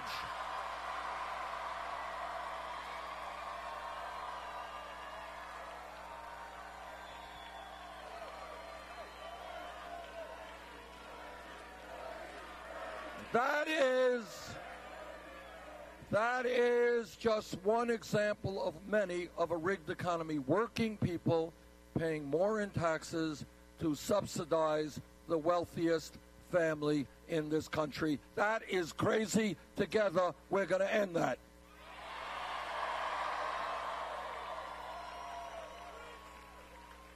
This campaign is about ending a situation in which millions of our people are working longer hours for lower wages.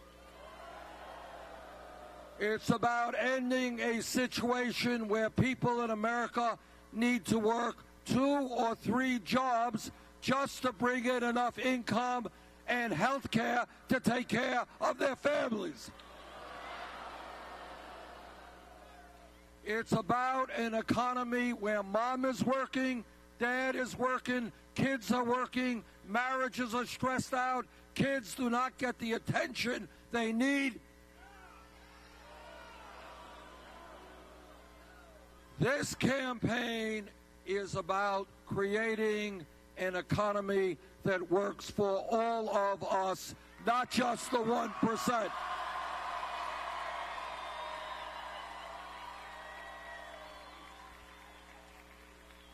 But it is not just a corrupt campaign finance system that we are going to change.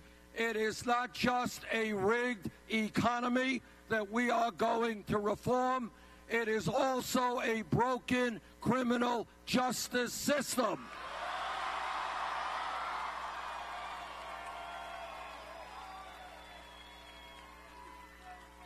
It is not acceptable to me that we have more people in jail than any other country on earth.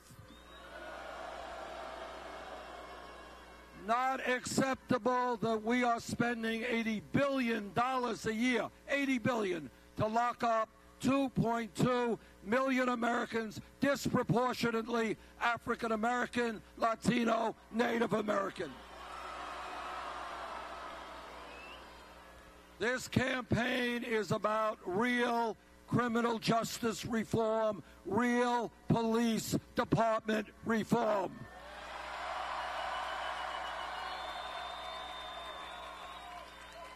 This campaign is about saying we are tired of seeing unarmed people, often minorities, shot by police.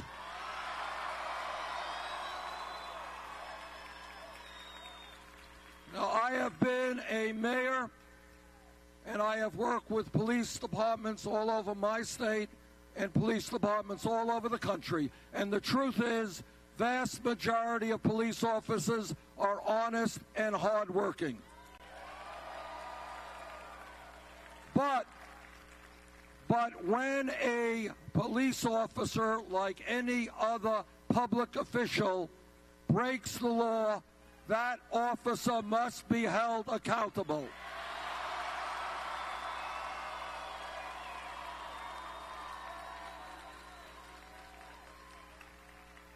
This campaign is about ending the militarization of local police departments. It is about making police departments reflect the diversity of the communities they serve. It is about rethinking the war on drugs.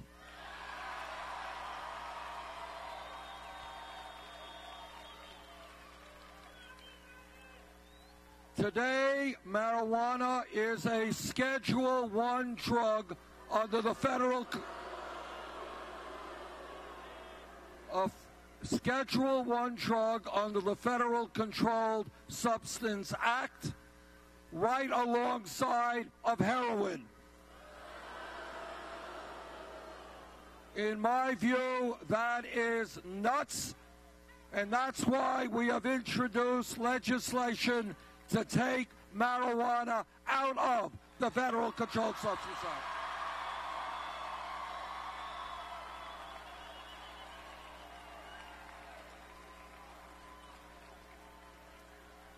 In my state of Vermont,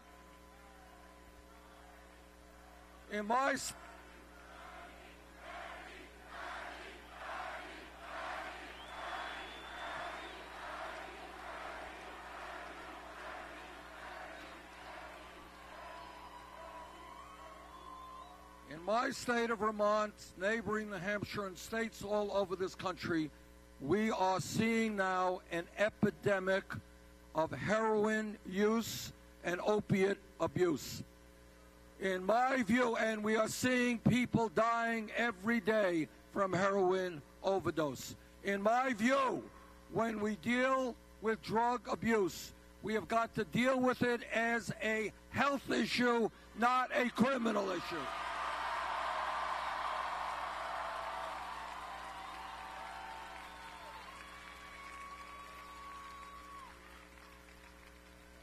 Let me just take this opportunity to say what I know is on everybody's mind. We're all aware of the terrible attacks that have taken place in Brussels.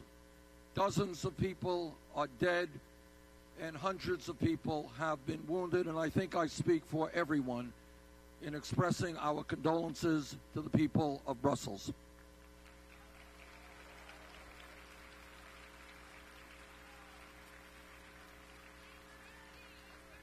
That's right, that's right.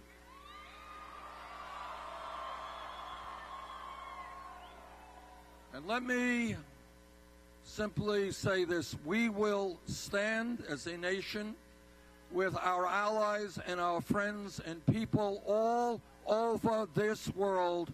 We will stand with them, and we will together crush and destroy ISIS.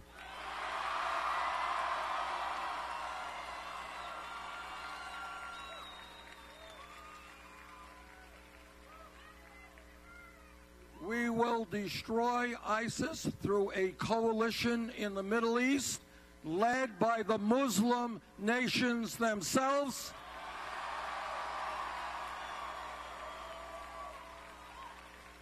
With our support and the support of other powerful nations. But as King Abdullah of Jordan said a few months ago, what is going on there is a fight for the soul of Islam, and the Muslim nations have got to take on ISIS and win that war.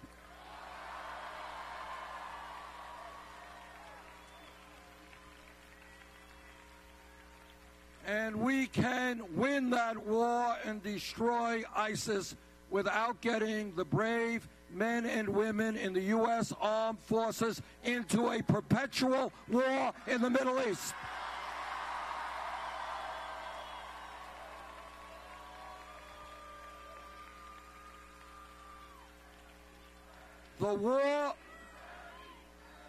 The war in Iraq was one of the worst foreign policy mistakes in the modern history of this country. I voted against that war. And I will do everything that I can to make certain that the United States does not get involved in a similar type war in the future.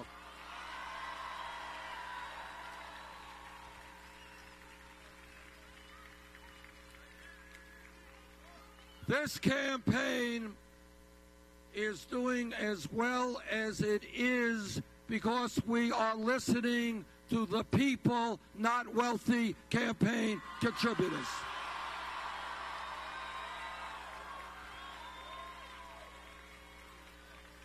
And one of the major differences between Secretary Clinton and myself is how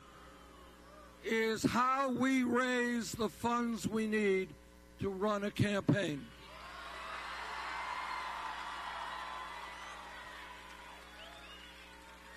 When we began this campaign, we asked ourselves, should we have a super PAC like everybody else? And we agreed with you.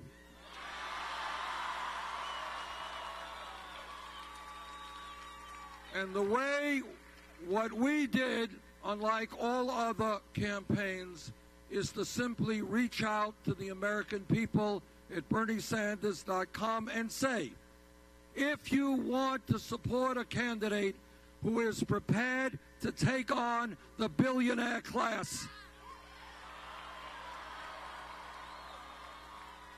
to take on Wall Street and corporate America. This is your campaign. Join us.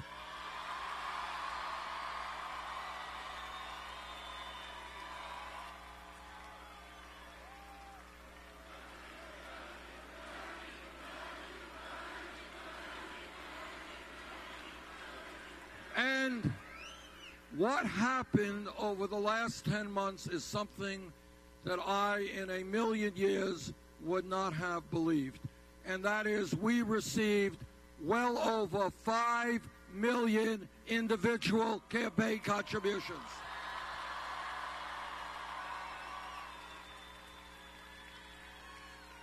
And does anybody know the average contribution?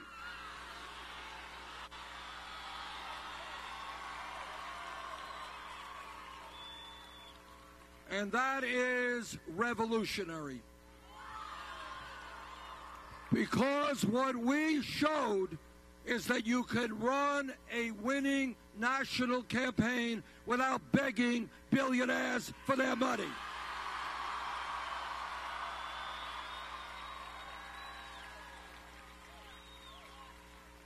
Now, Secretary Clinton has chosen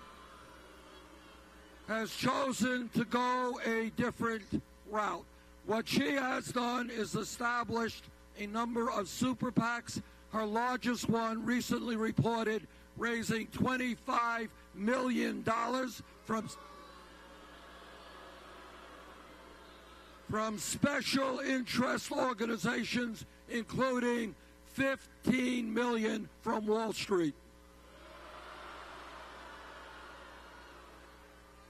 Now, she has also, as many of you may know, given speeches on Wall Street for $225,000 a speech. Now, what I've said is that if you're going to get paid $225,000... I'm going to break into Hillary Clinton. One moment. Let me get her up. It must be a speech that could transform our world. It must be a speech written in Shakespearean prose. Officials who are here with us, and I particularly want to pay tribute to this great high school, a great high school. You know, Rainier Beach is not only the champion of basketball, it's the champion of the International Baccalaureate and the great results that the students here are getting. It really makes me so proud to know what this school is accomplishing, and I will tell you, if I'm so fortunate enough to be your president, I want to be a partner with principals and teachers and students and families like the ones here at the beach. I'm also very grateful to all of our volunteers who are working so hard in this campaign across this great state. And you're knocking down barriers, you're building ladders of opportunity, you're helping us make the point that this campaign is about both growing and sharing the promise of America. We are determined that we're going to give back the hope that every American should have, that their hard work will get them ahead, will enable them to have a better future, will give their children and, yes, their grandchildren the chance to live up to their God-given potential. That's what we want for America, and that's what we're doing together in this campaign. You are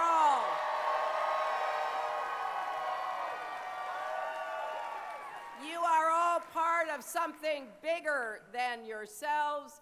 You're part of the most consequential election we've had for a long time in America. I know that the stakes get higher by the day.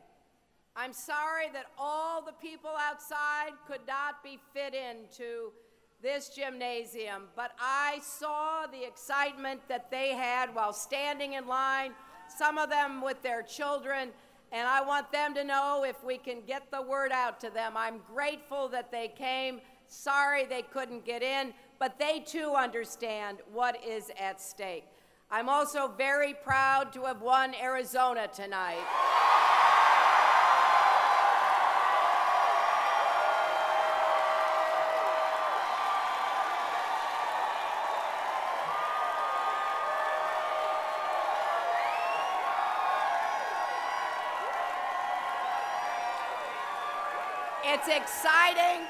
It's exciting to see that result come in because, you know, Arizona, like Washington, like a lot of the states that are going to be expressing their views and counting their votes in the weeks ahead, understand that this is not just a contest between different candidates.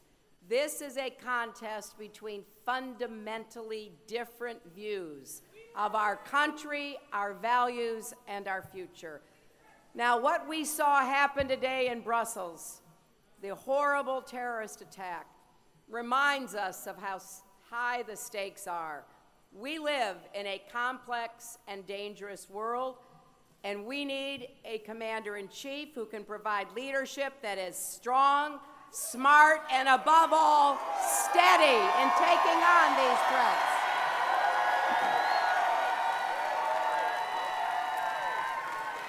The last thing we need, my friends, are leaders who incite more fear.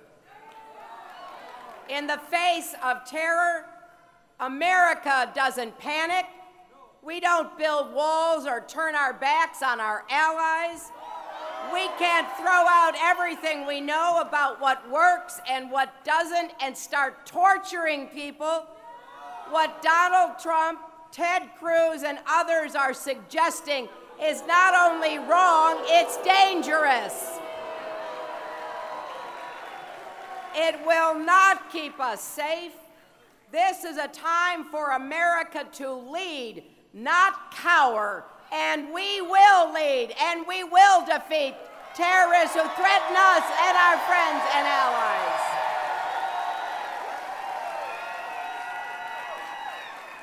We will take the fight to ISIS from the air, on the ground with local forces, and online where they recruit and propagandize.